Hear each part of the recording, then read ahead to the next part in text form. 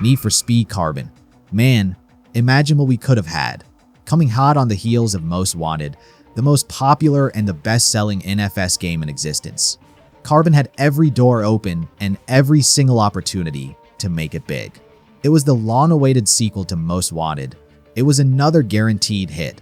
It would wow audiences everywhere and keep Need for Speed's hot streak of absolute peak gaming going strong for the foreseeable future. Or at least that was the idea. Street racing was hotter than ever. Fast and Furious Tokyo Drift had just come out half a year earlier. And even if it didn't set the world on fire, drifting was still all the rage, especially among impressionable hormonal teenagers. Fast cars, stylish sliding around canyons, and cute kawaii Asian girls. Everyone likes that. Carbon was hyped before release.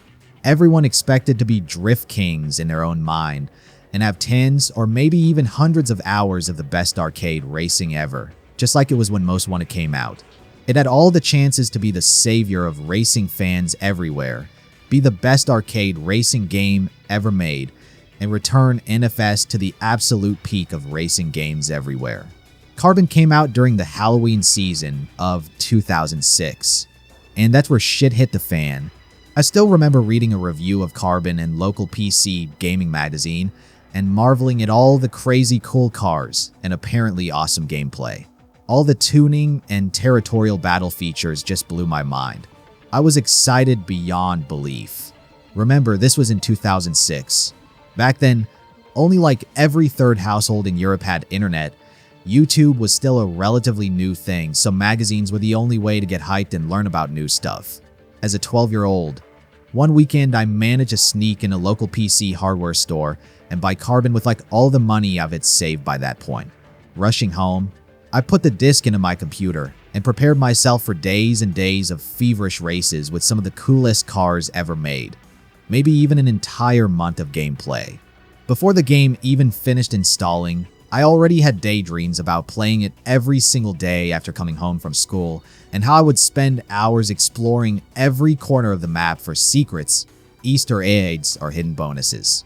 I haven't even played Most Wanted by that point, but I got caught in the hype, and in my mind Carbon was almost like the second coming of Jesus. So imagine my mood when I 100% completed Carbon the exact same day, a mere 8 or so hours later. And I do mean 100%, beating all the bosses, winning all the races, and finishing all the bonus challenge events, and spending a bunch of time customizing the cars. 8 hours. What a joke. The level of disappointment was immeasurable. My day was completely ruined. My fever dreams crashed and burned. I even thought I was imagining things or missed something during my playthrough. So I again 100% completed Carbon the next day, using a different starter car. Sadly not. I didn't miss anything. Carbon is just pathetically short and insanely small, not only compared to Most Wanted, but to other contemporary games like Test Drive Unlimited. In fact, it's so short, some old speedruns of Most Wanted take longer than regular walkthrough of Carbon. So, if it's so short, it must mean it's filled to the brim with polish, love, and quality, right? Well, not quite. Carbon started development in early 2005, and following the massive success of Most Wanted, the Electronic Arts and Black Box had big aspirations for Carbon. It was going to be more than just another racing title. It was supposed to be different and unique.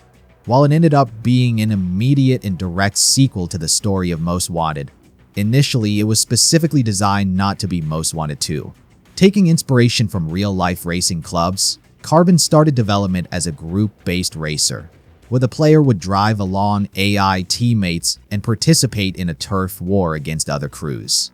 Teammate roles would be significantly more important than they turn out to be. For example, there was a teammate with the role of fixer who would make back alley deals with the police and make them lose interest in your car, or would deal with truckers. So in the upcoming race, they would clear a path for your car, but interfere with the competition. Or you could have 2 fabricators on the team, and their combined efforts would provide you with bonus parts and unlocks that would be inaccessible with just one fabricator. There was supposed to be a whole level of metagame beyond just pure racing. The same applies to territories. While in the finished game territory meant basically nothing, in the initial stages of development territory was much more important. Certain parts of the map were much more valuable and desirable than others. For example, there could be a territory with certain shops in it, which you would only have access to if you own said territory. Or maybe you would want a specific teammate, and that teammate would only be found in certain zone. Or some team members would get discounts in certain shops. So you want to own the specific territories along with those specific teammates to have access to the lower prices and better parts. Crews of NPC drivers would constantly battle for the control of the city, and every territory would be a battleground, with races for ownership breaking out all the time. The game's main selling point, the canyons, were also featured much more heavily in early stages. Initially, there were 12 canyon tracks as opposed to just 3 in final release, and canyon racing was significantly more dangerous and impressive. Some canyon tracks would have traffic, others would have no guardrails, and a single wrong move would make you fly off the edge and plummet into the depths of darkness. Canyons would even be featured in online mode, which at the time was also a major part of Carbon's gameplay. Online modes would have regular races, as well as player-created clubs that would fight for in-game territory and constantly engage in turf wars against each other, with online gameplay accessible on Xbox 360, PlayStation 3, and even Nintendo Wii. Of course, in the end, none of that happened. Slated for release at the end of 2006, Carbon only had less than 2 years of development available. So within 18 to 20 months, Black Box had to create lifelike AI teammates with in-depth interactions between each other and the player, an entire dynamic open world with multiple territories, features in multiple AI crews, a dozen of canyon races, each with its own mechanics and quirks. There were also the elements of car tuning and open world exploration. Oh yeah, and they had to make sure all of said elements worked not only on local computer, but also in online setting, on PCs and multiple console platforms at the same time, and all of that had to be created, tested, and balanced fairly, along with online-only features such as player-driven communities and clubs. Even with all the resources of EA and all the talent of Black Box, this was an extremely ambitious goal. Carbon was Need for Speed shot straight for the stars. So, did they do it? Did they achieve this? No. Not only did the shot for the stars never reach them, they barely got up off the ground. Now, before I crap all over Carbon, let me just make one thing clear. I do love it. Of all the Need for Speed games, Carbon is the one I've played the most. It's not my favorite racing game ever, but I've played Carbon more than all other racing games combined. I'm not sure if it's a slightly masochistic tendency of mine, or the few unique qualities of Carbon that make it appealing to me, but I do like parts of it. But the parts that I don't like are really, really bad. Let me explain why. Let's start with the key selling feature of Carbon, the teammates. While initially AI teammates and crews were designed to be this almost groundbreaking, new, lifelike, interactive feature, what we got is a far cry from that. As they exist in the game, teammates and crews are basically an alpha version of a demo for what was intended. There's only 6 teammates, with 2 blockers, drafters, and scouts. And at any given time, you can only have a maximum of 3 active teammates. In theory, it was probably meant to create some sort of dynamic decision-making, where the right teammate would be picked for a specific race or function. But in reality, the limit is completely artificial and entirely useless. Neville is the default crew member you get right from the start, and by all accounts, he sucks. The rest of teammates are acquired by beating bosses.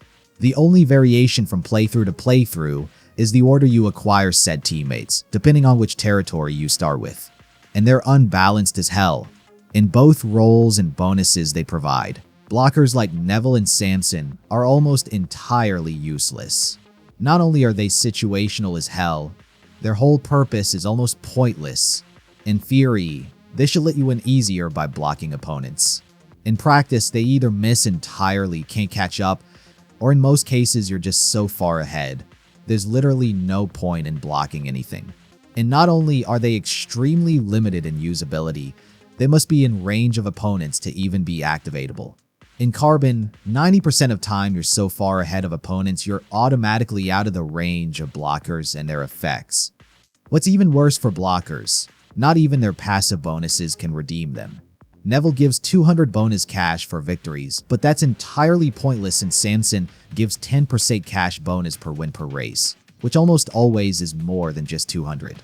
Neville's passive bonus relates to zone heat, and in theory makes it less likely for you to get into a police chase. But police is such a non-factor in Carbon, the bonus is completely pointless. So not only is Neville nearly useless in races, both of his bonuses are pointless. Samson doesn't do much better. He's also a blocker, and that 10% cash bonus is definitely nice, but his in-race usability is almost the same as Neville's, and his other bonus also relates to police heat, which makes him almost equally as pointless. So out of 2 blockers and 4 bonus abilities, only one is semi-useful. Almost the same applies to drafters, just to a lesser degree. Drafters are speed demons that give you a slipstream boost. In theory, they make winning easier by simply making you faster. It sounds pretty cool. You simply get a free speed boost without using nitrous, but that's the problem. In order for you to benefit from drafter slipstream, you have to be in it. Developers realized it might be difficult to stay in a narrow slipstream at Carbon speeds, so they gave the zone auto-steer capability over your car. As long as you are within the slipstream, your car auto-drives behind a drafter, or at least attempts. It's similar to how auto-drive worked in most one-is drag events, but in this case the effect is much weaker. The problem with that is that even though the effect is weaker, it's still powerful. Combine it with the abundance of quarters in Carbon, the lack of long straights, and the less than perfect AI, and quite often instead of getting a speed boost, you're just fighting over the control of your car while your teammate just crashes into the nearest flat surface at the speed of sound. And for drafters to even work in the first place, they have to be in front of you, and considering how poor AI drives sometimes, every race is a coin toss between them driving like demons and leading the race, and you being in first position while your teammate is at the end of the pack like 10 seconds behind everyone else. When drafters work, it's awesome, but those opportunities are very rare. Again, drafters would have worked amazingly well in Most Wanted, but Carbon is simply not designed for them. But even with all their flaws, drafters are infinitely more useful than blockers. Nikki and Colin are the drafters of Carbon, and not to say they're amazing or anything, but they're significantly better than blockers in every situation, in race and out of it. Nikki gives 50% bonus for nitrous and speed breaker, which is always nice, and also gives 10% discount for visual car parts, which is less nice but still a decent perk. Colin, however, is by far the better of the two. Not only is drafting him easier because of his bonus that increases the drafting zone, but Colin is one of 2 fabricator-type crewmates in the game, which means he unlocks half of the AutoSculpt tuning capabilities. While some might find tuning gimmicky, it's still an essential part of the game, so Colin enjoys basically a permanent stay in your crew.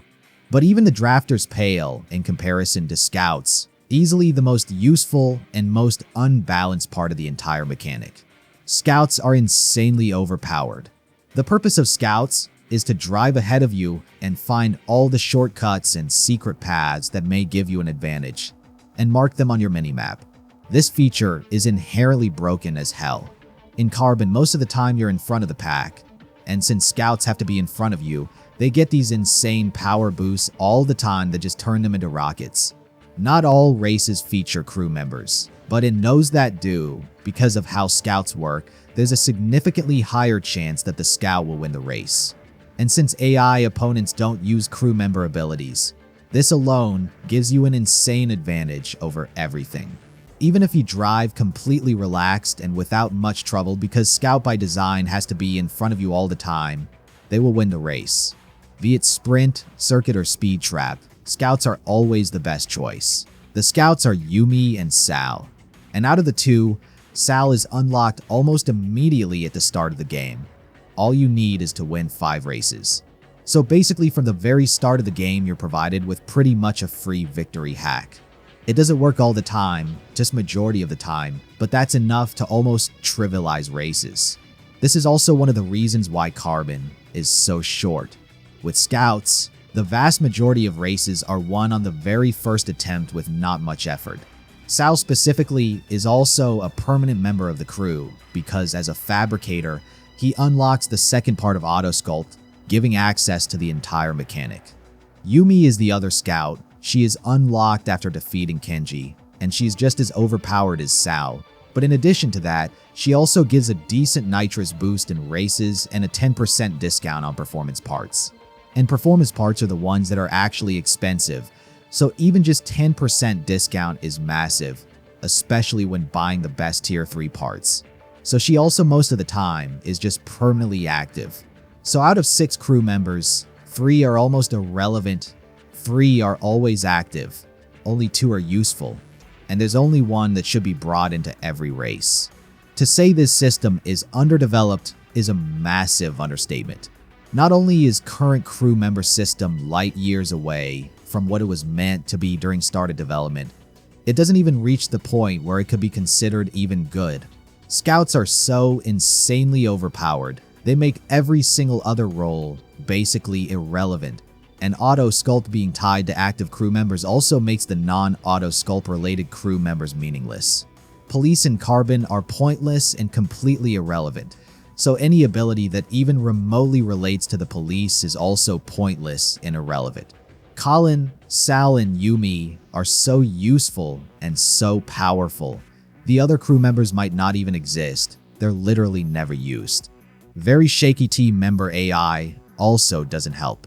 I get it, creating even remotely decent NPC intelligence is hard. There are hundreds of factors to consider and thousands of possible interactions to account for, but still there has to be some effort put into it. Unlike Carbon, where it feels AI was ported from some other game and either is too stupid or too slow for this kind of game.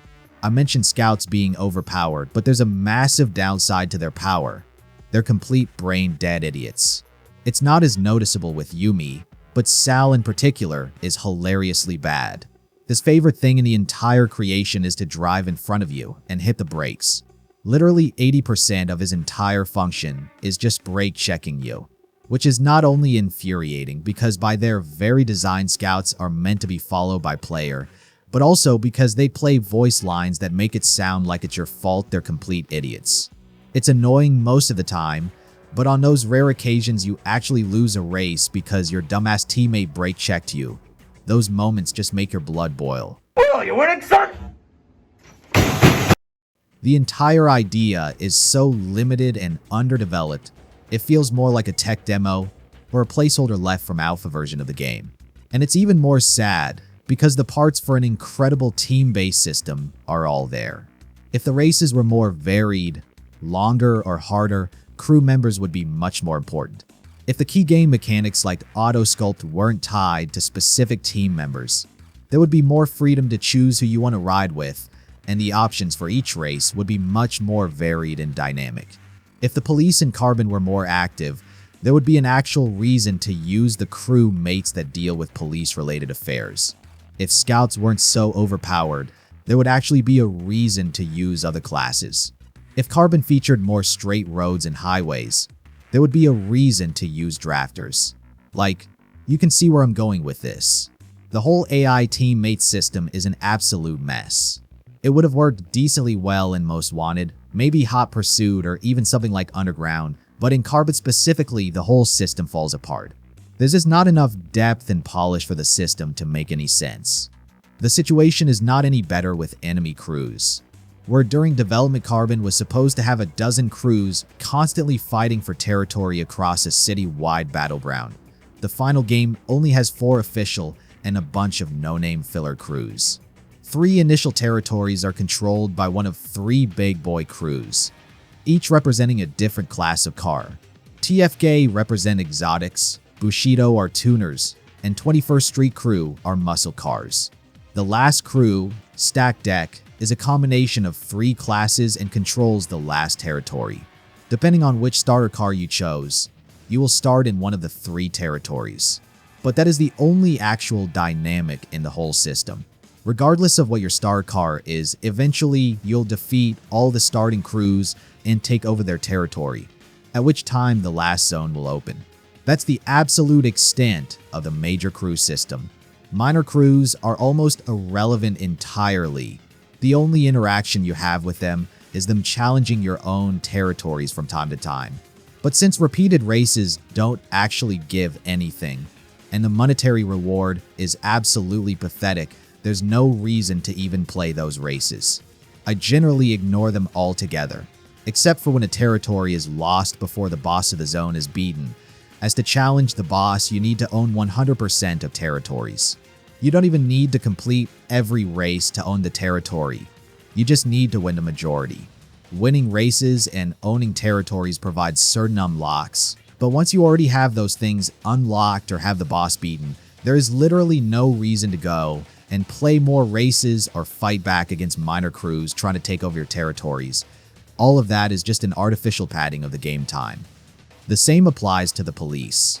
I've mentioned a few times already how irrelevant the police are in Carbon, and I do mean it. In Most Wanted, the police and bounty system was directly tied to progress. You literally couldn't beat the game without getting into police chases and acquiring bounty. Every single boss in the game had certain amount of bounty and police milestones as a hard requirement to unlock said boss. So even if you beat all the races, you still couldn't even attempt a boss race without getting into a police chase first, destroying a bunch of cops, and completing milestones. And the higher the bosses rank on Blacklist, the more bounty and the harder the milestones were. So if at the start of the game you could get into a 3-minute police chase and gather all the required bounty and milestones, by the time you were challenging Blacklist number 3, 2, or 1, you'd have to get into these 20 to 30 minute long drawn out chases across the entire map just to get enough bounty and complete the milestones to unlock the boss race. The first heat levels were boring, but heat level 3, 4, and 5 were genuinely fun and engaging, and chases were a nice change of pace from the constant racing. Carbon has precisely none of it. Police is so weak and so rarely encountered, you can beat the first 3 territories without getting into a chase even once. Seriously. Always available fast travel, progress being completely unrelated to bounty or milestones or police achievements, and generally worse world map means police is not a challenge. It's not a test of skill, knowledge, or driving ability. It's just an annoying nuisance. Carbon's map is also vastly inferior to Most Wanted, with much narrower streets, way fewer shortcuts, and significantly lower driving speed, so whenever the chase happens, it's just much more boring. Also, unlike in Most Wanted, in Carbon pursuit breakers at least feel much more frequent, and combined with generally narrow streets means any pursuit breaker is much more effective and has significantly higher chance of disabling cops than it was in Rockport. So if in Most Wanted you've had exciting high-speed, adrenaline-infused chases that progresses the story, in Carbon all you're really doing is dragging your ass from pursuit breaker to pursuit breaker in hopes of ending the literal waste of time as fast as possible. There is precisely zero excitement involved in a police chase. This is especially big problem in a Silverton, the last unlockable territory. In Carbon, territories themselves have heat levels, and the higher the level, the more likely cops are to show up. While the first 3 territories are relatively low heat, mostly police free, and chases break out quite rarely, developers clearly understood Carbon is too damn short for a full game. So in Silverton, almost every race that takes place in a city significantly increases your heat level, and most city races end up with a police chase, while pursuit breakers and rest spots feel much more rare than in other territories. It feels like an extremely artificial attempt to buffer the length of the game. It's incredibly obvious the only reason police even exist in Silverton is to pad out the playtime. Without the police presence in Silverton, you could easily shave off a good hour off of the playtime. In any other game that wouldn't be that much of a deal, but shaving 1 hour off a 5-hour game means a whopping 20% game time reduction. That's absolutely insane for a full game. For context, Most Wanted had roughly the same amount of development time, starting development in early 2004 and releasing in late 2005. And yet, Most Wanted had multiple bosses, more race types, the best police system in any Need for Speed game ever, milestones, bounty system, dedicated soundtrack with multiple legitimate artists and licensed songs, similarly large map that was considerably more utilized, and 10 to 15 hours of actual gameplay, among other things. And yet Carbon only has 4 to 5 hours of actual gameplay, inferior map, fewer race types, only 4 bosses, vastly inferior police system, significantly fewer races overall, and a huge chunk of assets like car models and textures ported straight from Underground and Most Wanted. It's downright crazy how little black box actually managed to achieve with Carbon. One of the most immediately apparent and biggest downsides of Carbon is the map. It sucks. It sucks so much. On paper, Palmot is supposed to be much like Rockport was in Most Wanted.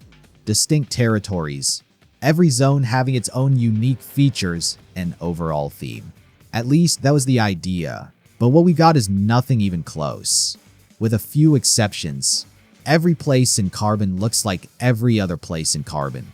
None of the tracks have any identity of their own, and sure, most of the tracks in Most Wanted weren't super memorable or anything, but they were distinct. If you were at the stadium, on the highway, in the Outlands, or in City Center, you knew you were the stadium, on the highway, in the Outlands, or in City Center. Even though everything looked yellow and brown through that piss filter, every location still had its own unique theme. Everything was distinct enough that if you ever found yourself there, you immediately knew where you were even without looking at the map. In Carbon, that's not the case. Sure, Silverton is slightly distinct, with it being themed after Las Vegas and casinos, but the rest of territories just blend into each other with at most 2 or 3 defining features. Bushido's downtown has a few Japanese-inspired decorations. TFK's Fortuna has slightly wider roads and gentler turns, and 21st Street's Kempton has slightly fewer corners and very slightly longer straights. But that's literally it. The differences are barely noticeable, and when driving through said territories, it all looks almost the same, especially if you turn on motion blur. All the colors are the same. Every wall, road, every building or neon sign just blends into a featureless sea of blue, with almost nothing breaking up the monotony. This lack of identity extends to tracks as well. There are only a few tracks that are remotely recognizable, and even then they barely register. I mean, hey look, it's a bunch of maps where you drive around this ancient column thing. Or look here, this is a map with a few jumps on it. Or this one, which has a dinosaur skeleton and the most annoying corner segment ever created in the history of racing games. Holy Jesus. What is that? What the fuck is that? What is that private pile? Or this drift track. It's from the Carbon demo version. Or this one that was driven on in that very old and very famous Carbon drift video. But like, that's about it. Aside from these very questionable features, no other tracks are in any way special, memorable, or distinct. Even the track layouts are monotonous and uninspired. Palmot, despite being about the same size as Rockport and with similar layout, is criminally underutilized. Carbon actually has the exact opposite problem to Most Wanted. Whereas Rockport had tons of long, high-speed straights, several highways, and hundreds of smooth, gradual corners, Carbon has small, sharp corners and basically no straights, and hardly, if any of them, are high-speed. Despite having tons of highways, they are almost never used in any race. And even when they are, it's only a small portion of the track you go through. 80% of Carbon's tracks are just corners, 10% are straights, and the rest is canyons. Canyons themselves are also a problem. There's very few layouts, and they get repeated in both boss races and regular events, but only in boss races do they actually pose a challenge. Barriers can be broken. You can fall off the map and lose the race, or you can push your enemy off and win. It's exciting, it's quite entertaining, and during boss races you're actually presented with a challenge, so there's some skill and immersion involved. But those races are a rarity, as only 4 boss races happen in the entire story. The rest of events are either regular races or drifts, both of which are worse. Races are easily the worst because it's just a downhill road full of turns, with all the breakable barriers replaced by indestructible wall, with nitrous and speed breaker available at all times. So it's just a matter of getting down the hill before everyone else. It's a regular race that has no business taking place in a canyon. It's not challenging, it's not interesting, and worst of all, it's easy. Canyon roads are quite narrow, so even if you smash into every wall on your way down, you can simply block the opponents and prevent them passing you. There is exactly zero skill involved in these races. Drift events are far better, since drifting in Carbon is excellent, but lack of challenge in drifting means the only reasons to even play canyon drift events is to unlock the stuff they provide, and because drifting down a mountain track in the dark night looks so goddamn cool. Otherwise, canyons are nothing special. You get some sense of speed in boss races, and especially if you master the drifting mechanic, and it looks stupendously cool to drift down a canyon perfectly, but as they are now, canyons are incredibly shallow. And in general, Carbon feels quite slow, mostly because of the world. The map layout in Carbon simply isn't conducive to high-speed, intense racing. This issue is even more noticeable because of how cars work in Carbon. By design, cars are divided into 3 classes: exotics, tuners, and muscles. Exotics are meant to be the peak of cars, with highest top speed and better handling than muscle, but worse handling than tuner. Tuner is the best for handling but slowest, and muscle is the hardest to control but has the most power and highest acceleration. At least that's how it should work in theory. In reality, every class is fast enough to beat the game. And since Carbon doesn't have many straights, top speed is almost irrelevant, so every car you drive ends up being tuned for maximum acceleration. So at that point, the biggest difference from class to class is handling. Tuners are the easiest to control and the most maneuverable, have close to no slide, and can drive around even the tightest corners without the need of speed breaker. Exotics are supposed to be faster than tuners, can take certain corners at speed, but for the tight bends need a speed breaker. So far, so good. But muscle cars is where this design theory completely breaks down. Muscle cars have the most horsepower, fastest acceleration, and insane torque levels, but the grip is completely non-existent.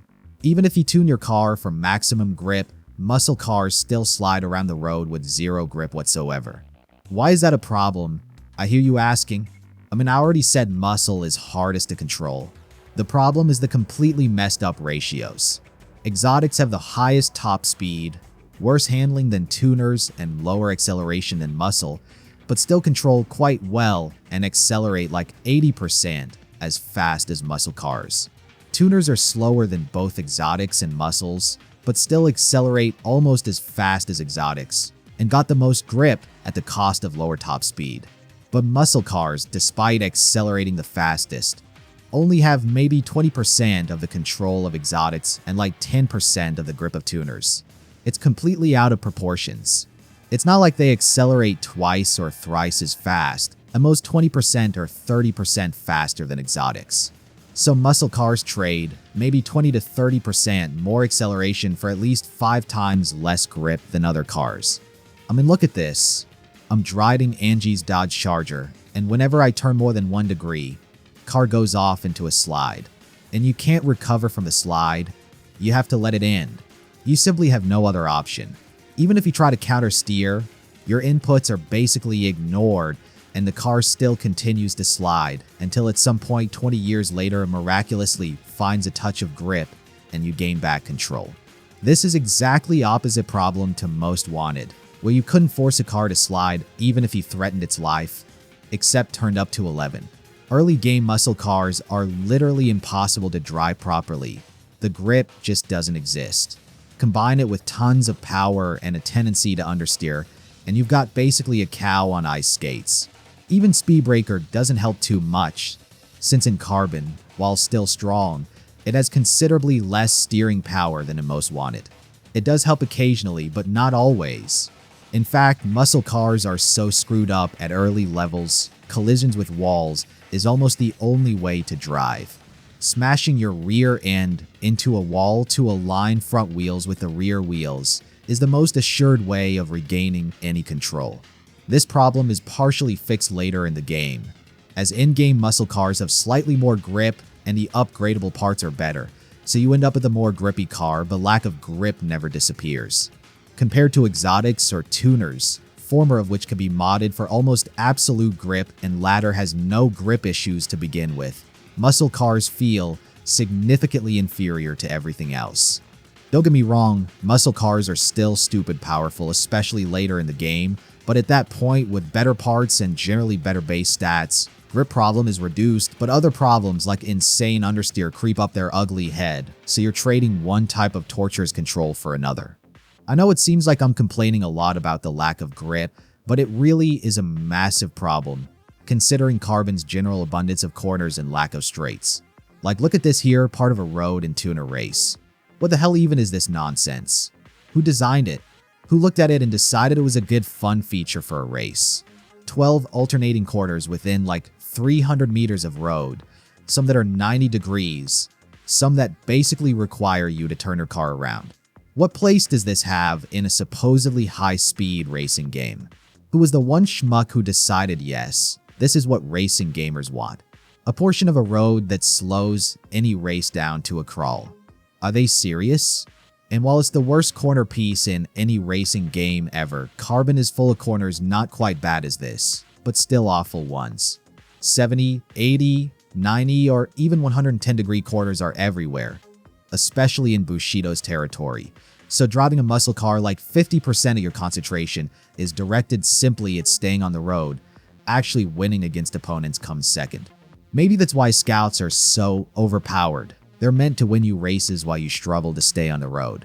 But anyway, enough bashing on poor design decisions. Let's talk about something good for once. AutoSculpt. I mentioned it a few times before, but AutoSculpt is basically Carbon's version of visual tinting. The base idea comes straight from Most Wanted, along with majority of customization items like vinyls, spoilers, and other parts. But AutoSculpt takes customization light years beyond Most Wanted. If previously you could only change the color of your car and maybe apply a few pre-designed vinyls, in Carbon, you have almost free reign to adjust whatever you want in however way you want. Anything visual can be adjusted, starting with body panels and spoilers, ending with stickers and wheel colors. Admittedly, adjustments are somewhat limited and quite rudimentary, basically just position, scale, rotation, and skew, but this time vinyls can also be layered up onto each other, and all aspects of their colors can be adjusted. So combined with basic car color change, you can create almost whatever design you want. But the real beauty of AutoSculpt is in the body part adjustment. You can adjust every single aspect of a body part. Like for spoilers, you can adjust the height, width, general shape, and angle of attack. For wheels, you can adjust even more, including width of the wheel and size of the disc. It might seem quite basic these days, but for a game released in 2006, it's incredibly impressive stuff.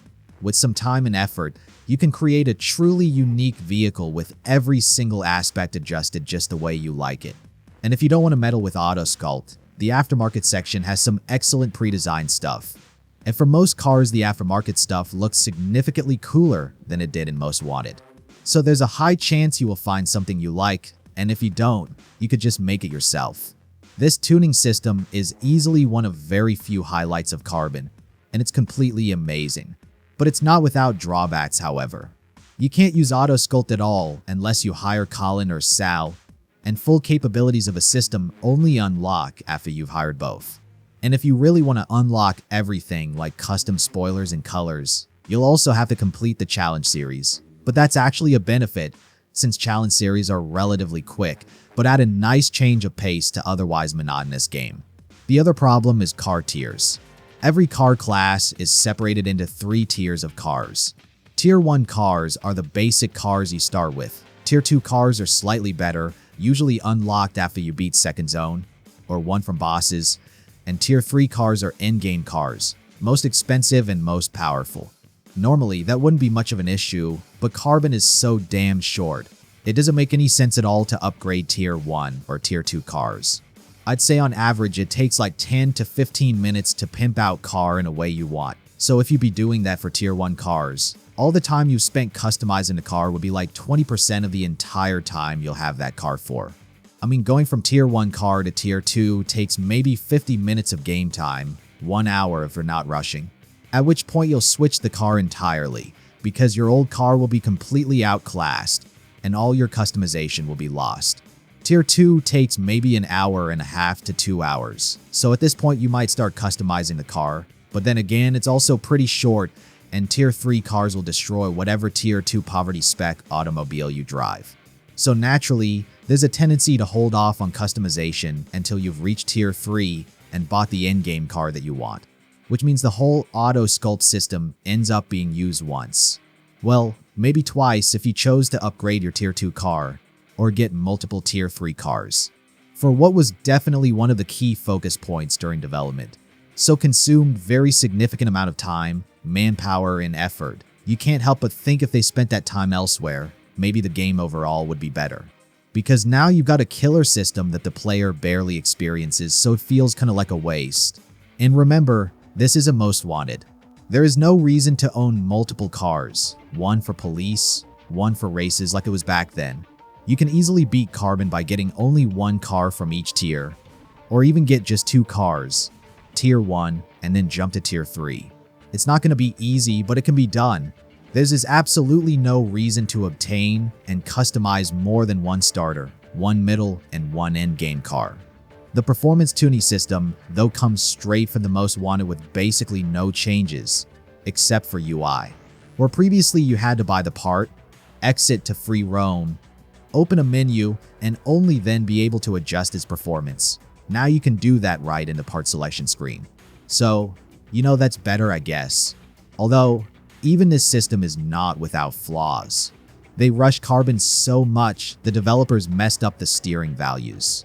So understeer is actually oversteer, and oversteer is actually understeer.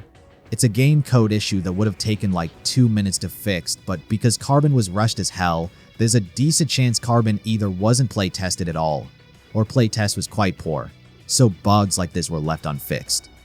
Another amazing system that feels almost like a waste, but to slightly lesser degree, is drift. Drifting has been completely absent in Most Wanted, despite being an important part of Underground 2. But in Carbon, drifts return with a bang. Well, not really, more like a whimper. Drifting in Carbon feels so out of place compared to the rest of the game. There is simply no way in hell it wasn't an afterthought, and only put in because Fast and Furious Tokyo Drift came out earlier that year. Not to say drifting is bad. In fact, drift system in Carbon might just be the best drifting system in any NFS game ever. It's satisfying as hell, is easy to get into, but has some skill involved, looks badass, and most importantly, it's really damn fun. In fact, depending on whether you like drifts in general or not, Carbon Drift System might just be the most fun and enjoyable part of the game. Or at least it would be if not for one problem.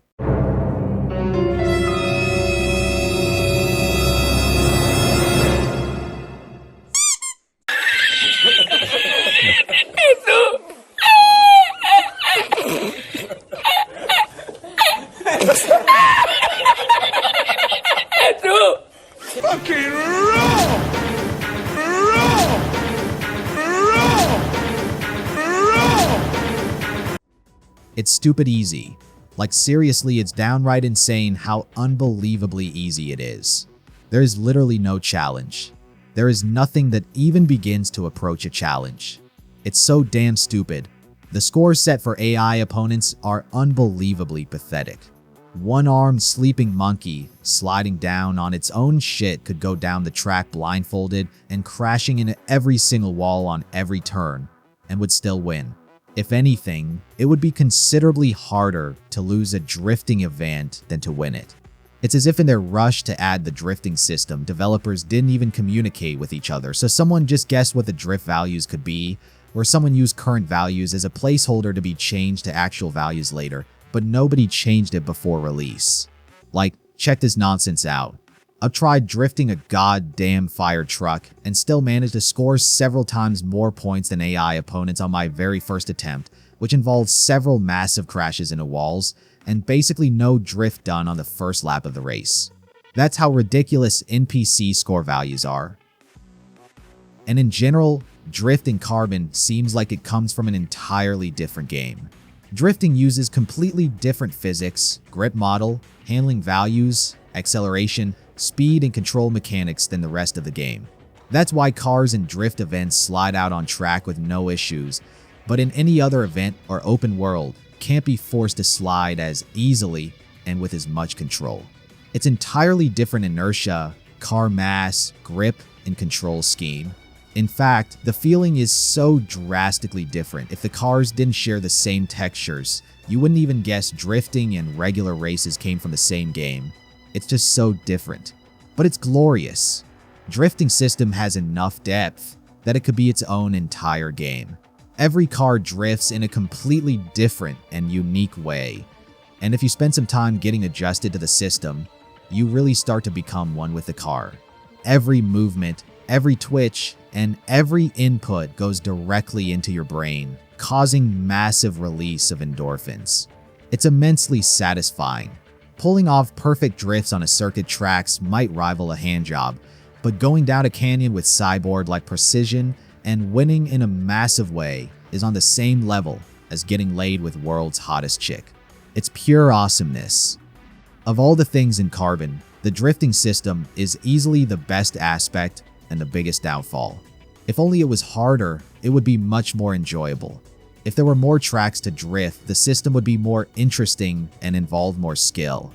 During story mode, there are only 8 drift tracks, which for a killer new feature is way too few.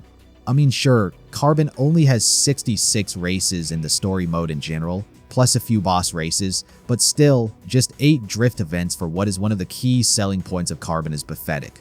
All of it just hammers the point that drifting was either never intended to be in Carbon at all, or it was meant to be something entirely different. But Tokyo Drift's release forced Black Box to shove the drifting system into the game.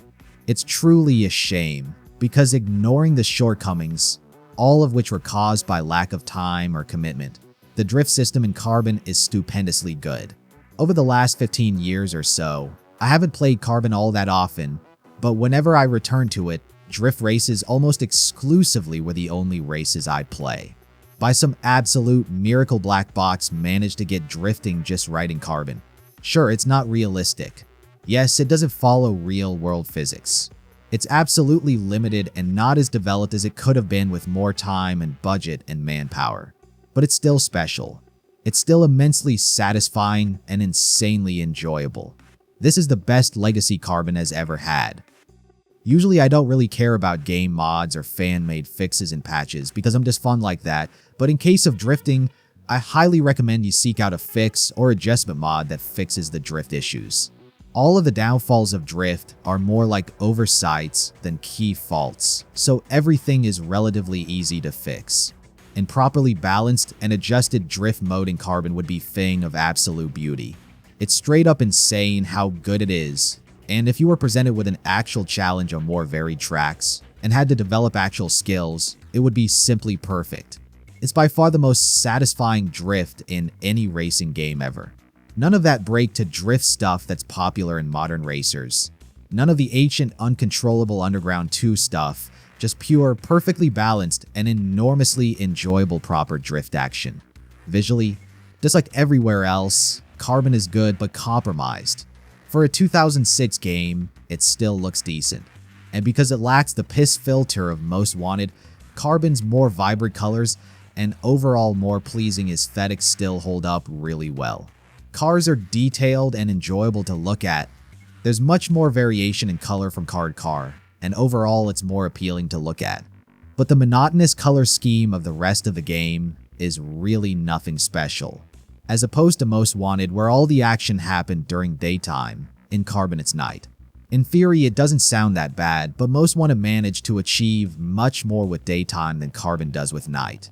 In Most Wanted, you've had races during dawn and dusk, as well as in the blinding sunlight of daytime, and certain tracks provided lots of scenery changes with cities, forests, docks, and other stuff. Carbon, on the other hand, is almost completely monotonous. Excluding canyons, of which there are only 3 and races in which are quite rare, Carbon is quite boring. Gray roads, dark blue skies, blue-gray walls and buildings, only broken up by abundance of neon lights. Looks cool at first, but driving through everything at high speed, especially if you got motion blur on, gets pretty tiring pretty quick. The eternal night also robs Carbon of many small details, leading the whole picture to look quite a bit simpler and less detailed than Most Wanted. Even if in actuality Carbon looks as detailed as Most Wanted, sometimes even more. It's just that ever-present veil of night hides many of the details and textures, surfaces, and environment. Besides the uninspired color scheme, there are a bunch of weird decisions made in the graphics department. Motion blur effect is hilariously terrible. It's not even a real motion blur on things or objects. It's just a motion blur effect overlay in a cone shape around the center of the screen, and it looks terrible. Granted, it provides decent sense of speed, especially on more straight portions of the maps, but every time you make a turn, the motion blur is insanely distracting. If ever there was a reason needed to turn off motion blur in games, I can't think of a better example than Carbon. But there's also some other weird stuff. For some reason, whoever designed the user interface decided to make it rapidly zoom in and out whenever you drive on surface that's not asphalt. Driving in canals gives even me a mild headache. I can't even imagine someone with epilepsy playing it. It's like someone saw those Japanese seizure robots and decided to give that effect to Carbon. Isn't this that cartoon that causes seizures?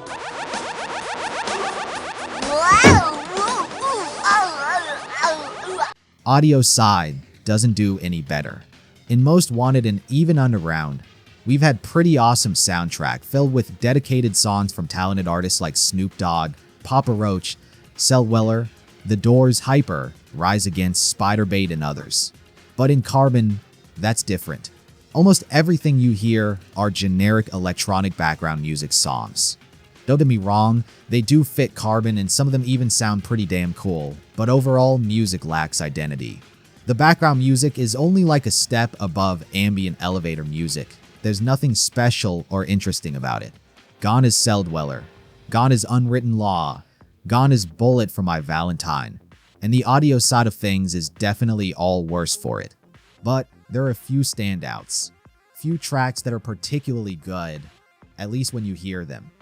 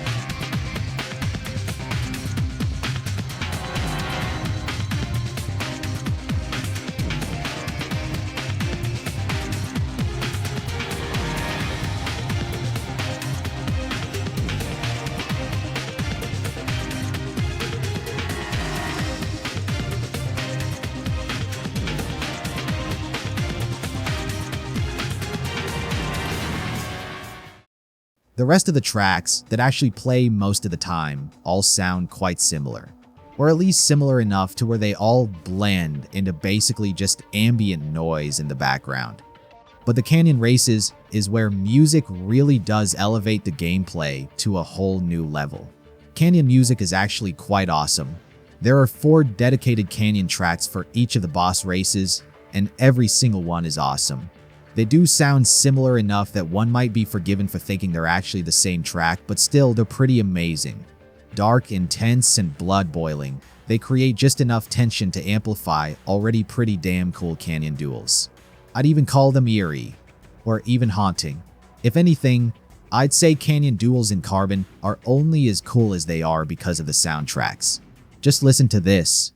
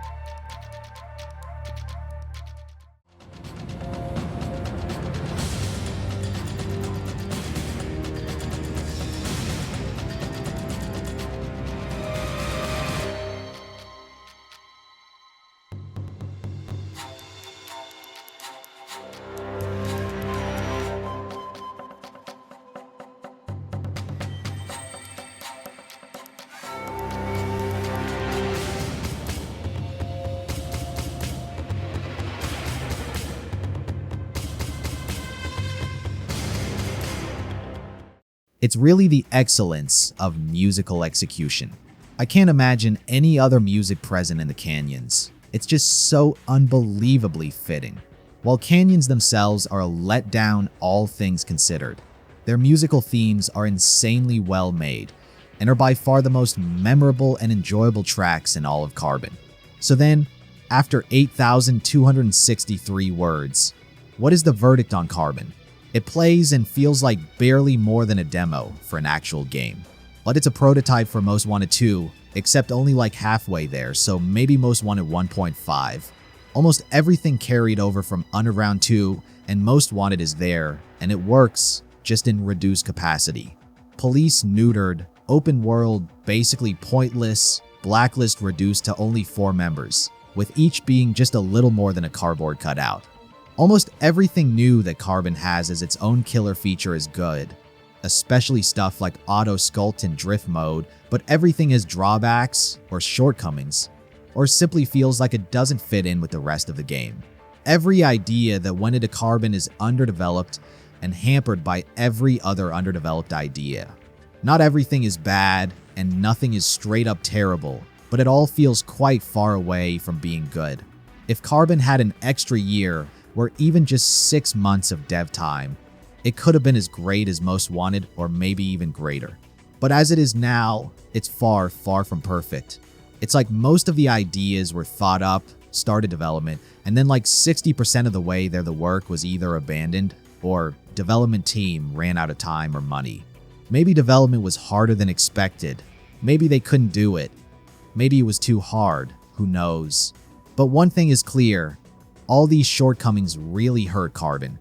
It's less of a game, more of a mess of ideas and concepts that sometimes work together, most of the time don't.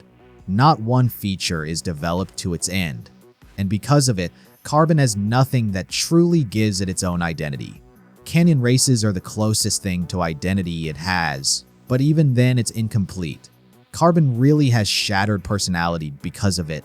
To some of you, it might seem like this video is overly negative, crapping on Carbon for everything it has and does. But I really do love the game, and all the drawbacks are just impossible to ignore. But at least it's free. Just like with Most Wanted, Carbon is so old now, it's gained abandonware status, so you can get it for free. So all the drawbacks and shortcomings don't actually hurt as much when you're paying nothing for it. I didn't talk about mods in my Most Wanted video, mostly because Most Wanted still holds up well enough on its own that it could be enjoyed to its completion without additional help. But in case of Carbon, I feel the need to mention mods, especially because certain mods solve most or all of the problems with Carbon. There are 2 mods specifically I want to mention: Carbon Reworked by Airoz and the Carbon Battle Royale. Carbon Reworked by Airoz is the more complex mod, and it's a complete overhaul of almost every aspect of Carbon. It changes basically everything. New user interface, adaptive from Need for Speed Heat, makes Carbon look much more modern and sleek. There are tons of graphical changes which make Carbon look significantly better. Everything is higher resolution. Textures are considerably better and much more realistic, and the entire game looks darker and grittier. Unnatural colors like neon signs and road barriers are much more vibrant and pop out significantly more. With all the updates, Carbon stops looking like an 18-year-old arcade racer and is more in line with games like Need for Speed 2015. There's a bunch of new cars, some restored from cut content vaults, some entirely new and fresh, and older already existing cars got new updated textures. The rework also adds an insane amount of new customization options. Everything from new vinyls to underglow options, poured from underground games, so you're less limited by default Carbon customization and can truly create whatever you want in however way you want and have it look completely cool. Old vinyls get a clarity upgrade, and now look significantly better than before. Pre-designed vinyls that the mod adds are also really damn sweet and look incredible, especially themed ones. Physics are also changed, and this is a big one. In race mode, cars at least feel much more similar to Most Wanted, or rather a mix between Underground 2 and Most Wanted. It's hard to describe, but cars feel more grippy and more controllable. Muscle cars specifically feel significantly more stable and don't slide out all the time. They still do slide, and they still have less control than exotics or tuners. But if in Carbon muscle cars would slide all over the road uncontrollably, in this rework you can send muscle cars sliding on your own accord and control them however you want. It's great! What isn't so great is change to drift. Well, I guess it can be bad or good depending on your preference. It's completely overhauled. Everything is changed from the way the camera moves to drift inertia, physics, and control scheme. It's much closer to Underground 2 now, and if you like that sort of thing, you'll probably enjoy it. I personally hate it, as I find Carbon's drift mode physics superior to Underground 2, but to each its own. One of the biggest changes in the rework is the audio. The mod adds 50 new songs from artists like Linkin Park, Static X, Metallica, Leslie Parrish, 3 Days Grace, Evanescence, 1000 Foot Crutch, The Rasmus, Skillet, and others. Some tracks fit better than others, but all of them are a massive improvement to regular Carbon soundtrack, and every single track sounds much more distinct and is significantly more enjoyable than default electronic music of Carbon. While soundtrack isn't the best ever, the banging new songs combined with improved graphics, better enemy AI, and more modern UI at times elevate Carbon into insane heights of joy. Seriously, on those rare moments when everything clicks together, Carbon is in a league of its own. The absolute peak of action in Carbon can only be rivaled by those 2 or 3 moments in Hot Pursuit, when absolutely everything goes right, and you're caught in the most epic moments of racing action. It's basically impossible to show that in a video, you just have to experience it for your own to know what it means. One of the most significant changes in this rework is the added traffic in canyons. In regular Carbon, canyons are completely deserted, but in here, they're full of taxi cabs, regular cars, and trucks. While it sounds like it would completely ruin canyons, it actually works quite well. Canyon races, and especially canyon duels, are much more epic and enjoyable with traffic added. It's just much more intense and action-packed. Driving down the canyon, trying to evade the traffic, all the while battling your opponent for point supremacy. Traffic does, however, make canyon drifts that much more difficult. They're still easy to beat, and you'll probably win every canyon drift event on your first attempt. But the added traffic combined with Underground 2 drift physics makes canyon drift a complete chore. Underground 2 drift model just doesn't work for Carbon, and especially not for canyons. It's not unusable, but it is pretty damn horrible compared to regular Carbon drift model. But ignoring drift mode shenanigans, the mod is really comprehensive. It's simply much more enjoyable than default Carbon. It's not perfect, however, and it has one massive downside. Enemy AI is stupid overpowered. While in regular Carbon opponents were often complete pushovers, this mod overcorrects that hard. NPC opponents in the very first few races are fine, but beyond that, they become insanely fast and reverse rubber band kicks and hard.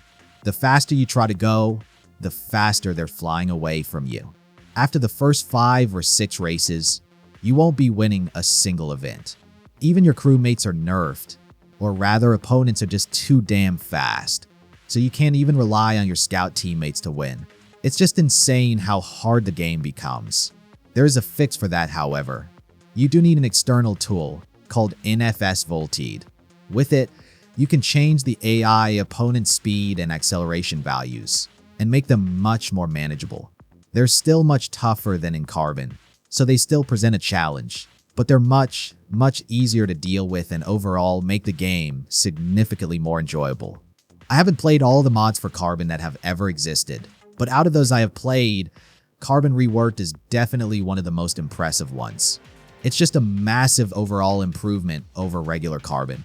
If you want to try it out, you'll find the link to the mod and the NFS Volteed tool down in the description.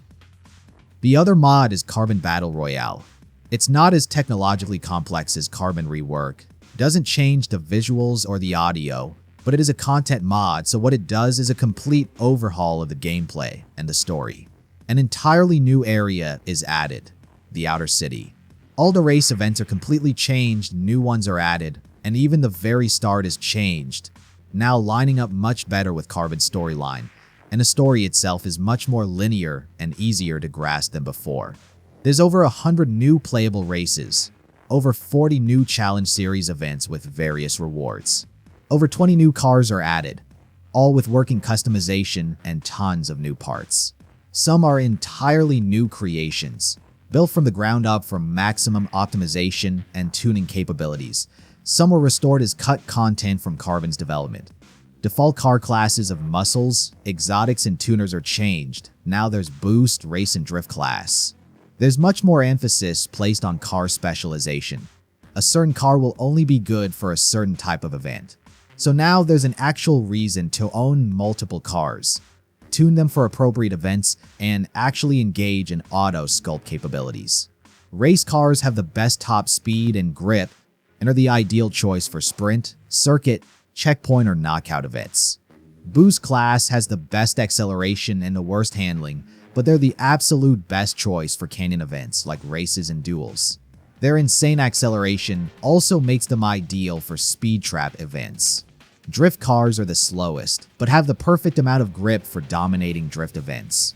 Customization itself is also altered, with new options like underglow, custom vinyls and liveries, and increased amount of parts. Although customization is not as vast as in Carbon Rework, it's still monstrously more varied and rich than in default Carbon experience.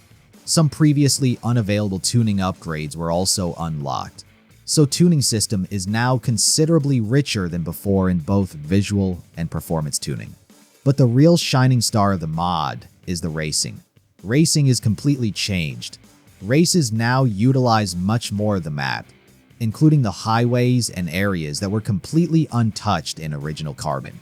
Over more than 100 races you see and explore basically the entire map, and it's amazing.